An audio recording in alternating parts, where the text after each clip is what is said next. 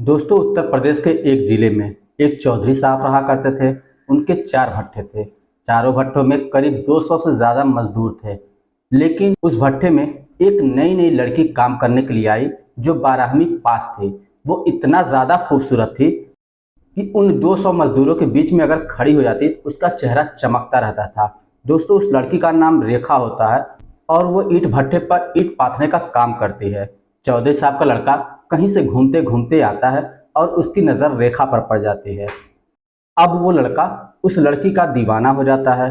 लेकिन जब रेखा के माँ बाप को इस बात का पता चलता है तो वो टेंशन में आ जाते हैं, क्योंकि वो जानते हैं चाहे गलती किसी की भी हो, इल्ज़ाम हम पर ही आएगा। और दोस्तों, ऐसा ही होता है।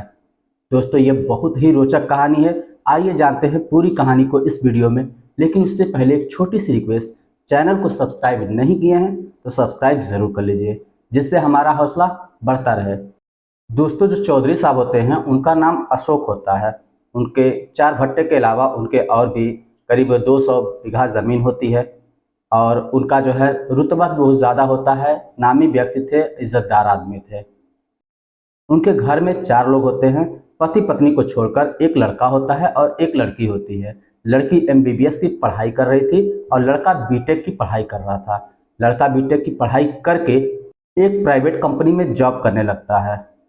दोस्तों, लड़के का नाम हर्ष होता है। वो जिस कंपनी में जॉब कर रहा था वहाँ पे केवल 20 से 25 हज़ार, मैक्सिमम 30 हज़ार तक उसकी सैलरी थी। कुछ महीनों तक वो काम करता है। उसके बाद उसके पिता, जो चौधरी साहब होते हैं जिनका नाम अशोक होता है, वो अपने बेटे से बोलते हैं कि बेटे, तुम प्राइवेट नौकरी क्यों कर रहे हो? मेरा इतना ज़्यादा कारोबार है, तुम आके घर पे ही काम करो, उससे अच्छा पैसा कमाओगे, मेरा बिजनेस भी आगे जाएगा, क्योंकि मैं बूढ़ा होता ही जा रहा हूँ तो सारी जिम्मेदारी तुम पर ही है। हर्ष इस बात को मान जाता है और वो घर चला आता है। घर आने के बाद दोस्तों, एक भट्ठे पर जाता है और वहाँ पे जो कार्नर में एक ऑफिस बना होता है वहीं पे वो बैठने लगता है। वहीं से वो सारे भट्ठे का संचालन करता है। एक दिन दोस्तों, सुबह सुबह वो भट्ठे से निकलकर जहाँ पे लोग ईंट पाथते हैं वहाँ पे टहलता हुआ चला जाता है। वहाँ पे वो जब देखता है एक लड़की को कि वो हाथ पैर मिट्टी से सनी हुई है, पसीने से तरबतर है, मट्टी को बार बार गूंथे जा रही है, इतना पसीना हुआ है फिर भी उसका चेहरा चमक रहा है शीशे की तरह। वो उस लड़की को देखता रहता है। कुछ देर वो खड़ा होकर देखता है, उसके बाद वापस आकर अपने ऑफिस में बैठ जाता है। फिर दोस्तों, दूसरे दिन जब वो वहाँ पे पहुँचता है उस लड़की को ही देखने के लिए, क्योंकि वो उस लड़की को देखकर उस पर मोहित हो जाता है, तो वहाँ पे फिर से पहुँचता है। फिर देखता है वो लड़की वही काम कर रही है, बहुत ही मेहनत से काम कर रही है। उसके बाद ये लड़का उसके करीब में जब पहुँचता है और वो लड़की इसको देखती है तो वो जो है फटाफट मट्टी से बाहर निकल के पास में जो पड़ा दुपट्टा होता है उसको लेकर ओढ़ लेती है। उसके बाद दोस्तों, फिर कुछ समय तक वो निहारता रहता है। उसके बाद फिर से वापस में आकर बैठ जाता है। फिर तीसरे दिन जब जाता है उसी लड़की को देखने के लिए, तो फिर देख रहा होता है कि वो लड़की कुछ काम वगैरह कर रही है। जैसे वो काम कर रही थी उसी तरीके से आज भी काम करती है। आज फिर जो है ये हर्ष उसके पास जाता है और उस लड़की से बोलता है कि तुम्हारा नाम क्या है? दोस्तों, वो अपना नाम रेखा बताती है। हर्ष बोलता है कि तुम यहाँ पे कैसे? तुमको तो हमने नहीं देखा। वो बोलती है कि हाँ, हम यहाँ पे नहीं थे और कहीं और पे रह रहे थे, यहाँ पे आए हैं तो हम अपने मम्मी पापा के साथ में रह रहे हैं और इस काम को हम करते हैं। तब तक दोस्तों उसके मम्मी पापा भी आ जाते हैं रेखा के, और रेखा के जब मम्मी पापा आते हैं तो हर्ष से नमस्ते करते हैं, क्योंकि वो जानते थे ये मालिक का लड़का है। उसके बाद हर्ष उनसे बातें करने लगता है और कहता है, उनसे बोलता है, इतनी खूबसूरत लड़की है और मिट्टी का काम कर रही है। तो लड़की बोलती है थैंक यू। जब उसके मम्मी पापा सुनते हैं थैंक यू और ये भी सुनता है थैंक यू, अंग्रेजी के 2 शब्द, तो उसके मम्मी पापा को बड़ा प्राउड फील होता है। तो हर्ष सोचता है कि ये लग रहा है पढ़ी लिखी है। फिर उससे पूछता है, क्या तुम पढ़ी लिखी हो? बोलती हाँ, मैं पढ़ी लिखी हूँ, लेकिन ज़्यादा नहीं। बोलता है कहाँ तक पढ़ी लिखी हो? लड़की बोलती है मैं इंटर से पढ़ी लिखी हूँ। फिर हर्ष बोलता है इंटर से पढ़ी हो? बोलती हाँ। हर्ष बोलता है कि इंटर में किस सब्जेक्ट से पढ़ी हो? तो रेखा बोलती है कि इंटर हमने मैथ से किया है। अब हर्ष सुनकर थोड़ा सा चौंक जाता है, मैथ से किया है? बोलती हाँ। हर्ष बोलता है मैथ तो इतना ज़्यादा टफ होता है, तुमने किया कैसे? रेखा बोलती है कहाँ टफ होता है, बहुत आसान है, ये तो मेरा फेवरेट सब्जेक्ट है। बोलता है फेवरेट है? बोलती है हाँ फेवरेट है। तो फिर हर्ष बोलता है ये बताओ तुमको टेबल कहाँ तक याद है? टेबल मतलब पहाड़ा। तो वो बोलती है कि मुझे 100 तक पहाड़ा आता है। बोलता है 10 दहाई में 100 वाला? तो वो बोलती है नहीं, 100 दहाई में 1000 वाला। तो दोस्तों अगर किसी से पूछा जाए कि तुम्हें पहाड़ा कितना तक याद है और वो बोलता है मुझे 20 तक याद है, तो फिर जो है फटाफट अगला बोल देता है कि आप 19 का सुनाओ, 18 का सुनाओ या 17 का सुनाओ। इसी तरह से हर्ष भी उससे बोलता है कि 89 का सुनाओ, 79 का सुनाओ, 78 का सुनाओ। तो वो लड़की फटाफट सुनाना शुरू कर देती है और हर्ष अपने पॉकेट से मोबाइल निकाल कर कैलकुलेटर ओपन करता है और उसमें फटाफट जोड़ते चला जाता है। जब देखता है कि वो एकदम करेक्ट सुना रही है तो वो उससे बहुत इम्प्रेस होता है। अब जो है रेखा के माता पिता हर्ष से पूछते हैं क्या भैया मेरी बच्ची कुछ पढ़ी लिखी है कि नहीं? तो बोलता है कि चचा आपकी लड़की बहुत ज़्यादा पढ़ी लिखी है, ये इतना ज़्यादा नॉलेज रखने वाली है कि ये किसी में भी अगर परीक्षा में बैठे तो ये टॉप करेगी। खैर ये चीज़ आप लोगों को समझ में नहीं आएगा, बस ये जाने कि सबसे बेस्ट है। अब इतना कहकर हर्ष फिर वापस चला जाता है, ऑफिस में चला गया। ऑफिस में आने के बाद फिर जब अगले दिन जाता है तो वो फिर रेखा को नहीं पाता है। उसके बाद जो है वो वहाँ पे जाता है जहाँ पे वो लोग खाना वाना बना रहे थे, वहाँ पे भी उसको नहीं मिलता है। दोस्तों यही सिलसिला उसको लगभग 7 दिनों तक चलता रहता है। वो इधर उधर ढूंढता है लेकिन उसको रेखा नज़र नहीं आती। जब 8वां दिन होता है तो 8वें दिन जब पहुँचता है तो देखता है रेखा फिर उसी तरह से काम कर रही है, मेहनत कर रही है, उसी तरह से मिट्टी गूंथ रही है। जाके रेखा से पूछता है कहाँ थी तुम, दिखाई नहीं दी? तो बोलती है कहीं पे नहीं थी, यहीं पे तो थी। अब इस तरह से दोस्तों जो है रेखा और हर्ष दोनों बातें करते रहते हैं। 2-4 दिनों तक लगातार इसी तरह से जाता आता रहता है और बातें चीतें करता रहता है।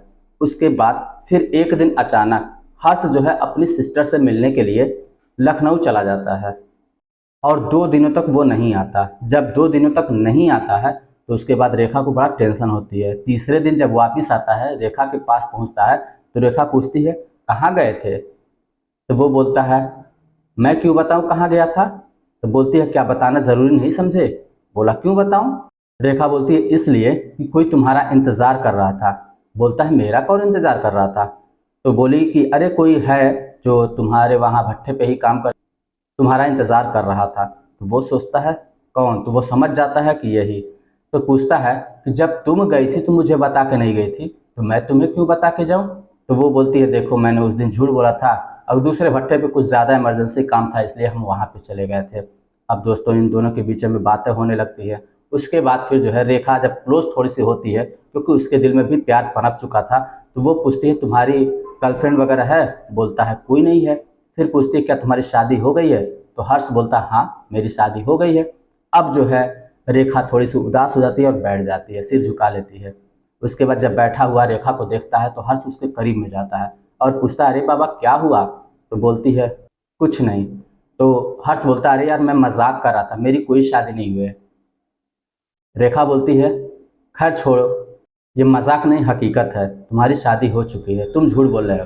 बोलता बाबा मैं झूठ नहीं बोल रहा हूँ, मैं सच बोल रहा हूँ। रेखा बोलती है बात चुप रहो, अब जाओ तुम अपने ऑफिस में। हर्ष बोलता है मैं तुम्हारी कसम खा के कह रहा हूँ। बोलती है मेरी कसम क्यों खाते हो, मैं कौन होती हूँ? तो हर्ष बोलता है तुम मेरे लिए क्या हो वो मैं ही जानता हूँ, तुम्हें क्या बताऊँ, लेकिन तुम यकीन मानो मेरी कोई शादी नहीं हुई है। अब दोस्तों दोनों की नज़रें से नज़रें मिलती हैं, दोनों एक दूसरे के करीब में होते हैं और इतना ज़्यादा क्लोज हो जाते हैं कि एक दूसरे के बिना जब रह नहीं पाते दोनों एक दूसरे को हक कर लेते हैं, यानी गले लिपट जाते हैं। गले लिपटते 10 सेकेंड, 20 सेकेंड, 50 सेकेंड, यहाँ तक कि 1 से 1.5 मिनट हो जाता है। और इन लोगों को ये भी ख्याल नहीं होता है कि ये लोग गले कहाँ पे मिले हैं, क्या इन्हें कोई देख रहा है? इन्हें कुछ भी अंदाज़ा नहीं होता है। लेकिन दोस्तों कुछ दूरी पर खड़ा होकर रेखा की माँ ये सारी चीज़ें देख रही थी, तो वो वहाँ से कुछ खड़बड़ाहट की आवाज़ करती है और उसके बाद जो है फिर ये दोनों ताकि हट जाएं और दोनों दूर हट जाते हैं। ये लोग जो जानते हैं कि किसी ने हमको देखा नहीं, लेकिन रेखा की माँ देख लेती है। उसके बाद रेखा की माँ करीब में आती, बोलती है भैया आप यहाँ पे क्या कर रहे हैं, इतनी ज़्यादा धूप है, यहाँ पे रहेंगे तो काले हो जाएंगे, ये तो हम लोगों का काम है, आप जाइए अपने ऑफिस में बैठिए। उसके बाद हर्ष ऑफिस में चला आता है और इधर रेखा की माँ रेखा की अच्छी से तरीके से खबर लेती है। बोलती है तुमने ये क्या किया, मैंने तुम पर इतना ज़्यादा भरोसा किया, तुम्हें पता है यहाँ पे लड़कियों को लोग क्यों नहीं लाते? क्योंकि अगर इसी तरह की कोई हरकत कर देंगी तो उनकी क्या इज्जत रह जाएगी। और अगर बड़े साहब को पता चल गया तो वो हम सबको मरवा के इस भट्टे में डलवा देंगे, किसी को पता भी नहीं चलेगा। ऐसी गलती दोबारा भूल के भी मत करना। हम तुम पर बहुत विश्वास करते हैं, इसलिए हम तुमको यहाँ पर लेकर आए हैं। इतना कहना होता है कि रेखा जो है चुप हो जाती है और रोने लगती है। अगले दिन जब फिर हर्ष रेखा के पास जाता है तो रेखा मना कर देती है, बोलती है आप मेरे पास मत आया करिए। अगर बड़े मालिक को पता चल जाएगा तो वो समझिए हम लोगों के साथ बहुत बुरा करेंगे। हम लोगों का क्या होगा, आप बड़े आदमी हैं, आप लोगों के साथ कुछ नहीं होने वाला, आप चले जाइए। हर्ष उसको बार बार समझाता है, लेकिन वो जो है यही बात बार बार कह रही थी और रो रही थी। तब तक हर्ष की माँ आ जाती है, बोलती है भैया ये सब क्या कर रहे हैं, आपको पता है हम लोग यहाँ पे 15 सालों से काम कर रहे हैं, मालिक का हम लोगों पर बहुत विश्वास है। अगर उनको पता चलेगा तो वो क्या सोचेंगे, चाहे गलती मेरी बेटी की हो या ना हो, फिर भी दोष हम लोगों को ही आएगा। आपका तो कुछ नहीं होगा और बेहतर है आपने जो किया था वो भूल जाइए और आपके लिए पूरी दुनिया पड़ी है, आप कहीं और देखकर शादी कर लीजिए। जब हर्ष इतनी बातें सुनता है तो वो ऑफिस में आ जाता है और उदास होकर बैठ जाता है। इधर रेखा भी रोने लगती है क्योंकि वो मन ही मन सोच रहे थे कि हमारे प्यार का एंड इस तरीके से होगा। अब रेखा के माता पिता और भी ज़्यादा चिंता में रहने लगते हैं। उधर जब हर्ष शाम को अपने घर पहुंचता है और घर जब खाने के लिए बैठता है तो अपने पिताजी से कहता है पिताजी मैं शादी करना चाहता हूं। उसके पिताजी बोलते हैं हाँ कर ले बेटा, कौन सा मैं बोल रहा हूँ तुम साधु संत रहो। तो हर्ष बोलता है मैं मजाक नहीं कर रहा हूँ, मैं सीरियसली बोल रहा हूँ कि मैं शादी करना चाहता हूँ।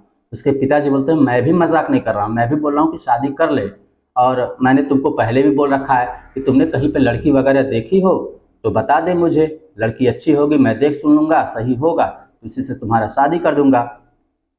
क्योंकि मैंने पहले ही बोला है कि ये टेंशन मेरे जिम्मेदारी नहीं होनी चाहिए, तुम खुद देख लेना। तो लड़का बोलता है कि लड़की तो मैंने देख ली है, लेकिन पापा वो जो है गरीब है। तो हर्ष के पापा बोलते हैं देखो गरीब अमीर से कोई फर्क नहीं पड़ता, लड़की बस सही होनी चाहिए, क्योंकि मेरे पास इतना ज़्यादा धन दौलत है, मैं क्या करूँगा, लड़की अगर अच्छी होगी तो हमारे घर परिवार को संभाल लेगी। हर्ष बोलता है पापा वो लड़की थोड़ी कम पढ़ी लिखी है।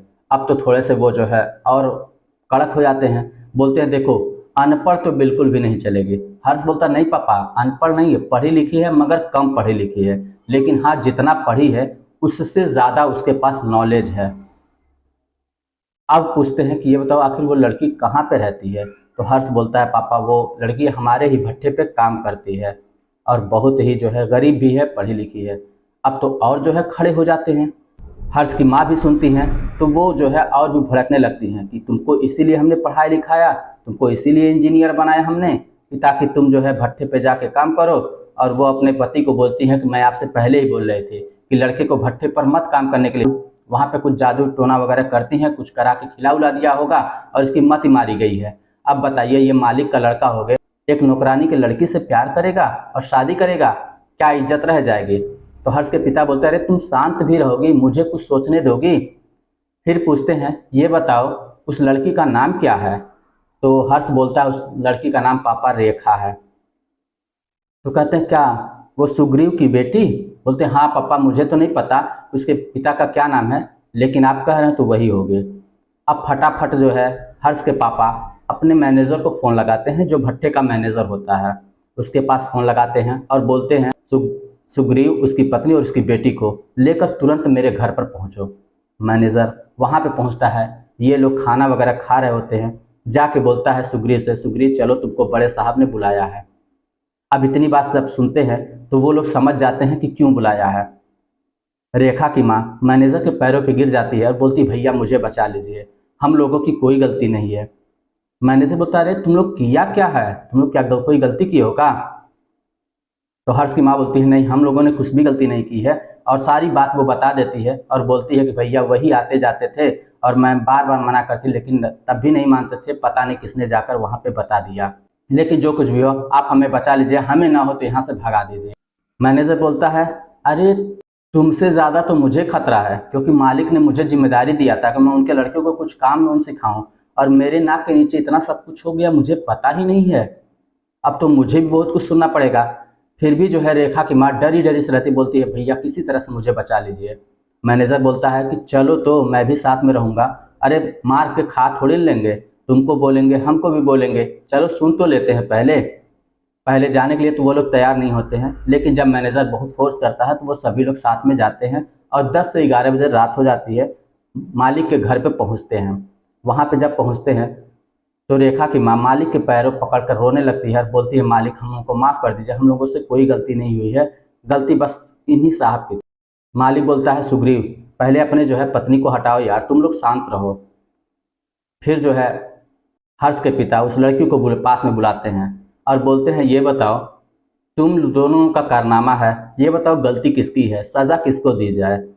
तो रेखा बोलती है, साहब सारी गलती मेरी है, हर्ष की कोई गलती नहीं है, जो भी सज़ा देना हो मुझे दीजिए। तब तक हर्ष बोल पड़ता है, पापा इसको कोई सज़ा न दीजिए, ये मेरे पास नहीं आती थी बल्कि मैं ही इसके पास जाता था।